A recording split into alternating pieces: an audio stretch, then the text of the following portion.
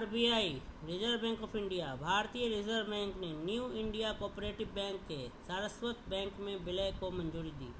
भारत के सहकारी बैंकिंग क्षेत्र के लिए एक महत्वपूर्ण कदम के रूप में भारतीय रिजर्व बैंक आरबीआई ने न्यू इंडिया कोऑपरेटिव बैंक और देश के सबसे बड़े शहरी सहकारी बैंक सारस्वत कोऑपरेटिव बैंक के विलय को मंजूरी दे दी है।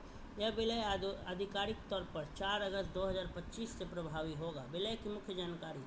स्वीकृत समामेलन योजना स्कीम ऑफ अमलगामेशन के अंतर्गत सारस्वत बैंक न्यू इंडिया को कोऑपरेटिव बैंक की संपत्तियों और देनदारियों को पूरी तरह से अपने अधीन ले लेगा। न्यू इंडिया कोऑपरेटिव बैंक की सभी शाखाएं अब सारस्वत बैंक की शाखाओं के रूप में कार्य करेंगी।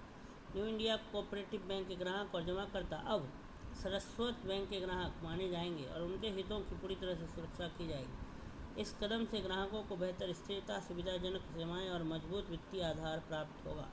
अनुमोदन प्रक्रिया। विलय की प्रक्रिया को दोनों बैंकों के शेयर धारकों की मंजूरी प्राप्त हुई। सारस्वत बैंक की विशेष आम बैठक एसजीएम 22 जुलाई 2025 का आयोजित हुई, जिसमें समामेलन को समर्थन मिला। न्यू इंडिया कोऑपरेटिव बैंक की वार्षिक आम बैठक एजीएम में भी इसे स्वीकृति दी गई।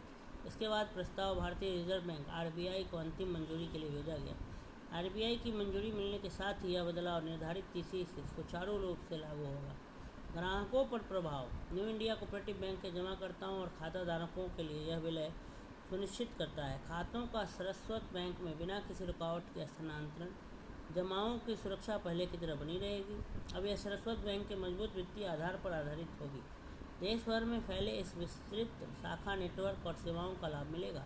यह कदम ग्राहकों का विश्वास बढ़ाने के साथ साथ सहकारी बैंकिंग क्षेत्र को मजबूती प्रदान करने की दिशा में भी अहम माना जा रहा है। इस कदम का महत्व। यह विलय आरबीआई के सक्रिय दृष्टिकोण को दर्शाता है, जिसमें शामिल है सहकारी बैंकों को मजबूत करना और उन्हें समेकित करना, जमाकर्ताओं डिपॉजिटर्स के हितों की रक्षा करना, विशेषकर छोटे सहकारी कोऑपरेटिव बैंकों द्वारा सामना की जा रही चुनौतियों के बीच ऐसे मजबूत और प्रतिस्पर्धी संस्थानों का निर्माण करना जो शहरी और अर्ध शहरी क्षेत्रों में वित्तीय समावेशन को बढ़ावा दे सके। तो रिजर्व बैंक ऑफ इंडिया ने न्यू इंडिया कोऑपरेटिव बैंक के सारस्वत बैंक में विलय को मंजूरी दी है। अब से जो है न्यू इंडिया कोऑपरेटिव बैंक के कस्टमर्स किसके कस्टमर्स कहलाएंगे? Saraswat bank. New India cooperative bank merge हो गया है किसके साथ? सारस्वत बैंक के साथ, और इसकी मंजूरी आरबीआई ने दे दी है और यह आधिकारिक तौर पर ऑफिशियली 4 अगस्त 2025 से इफेक्ट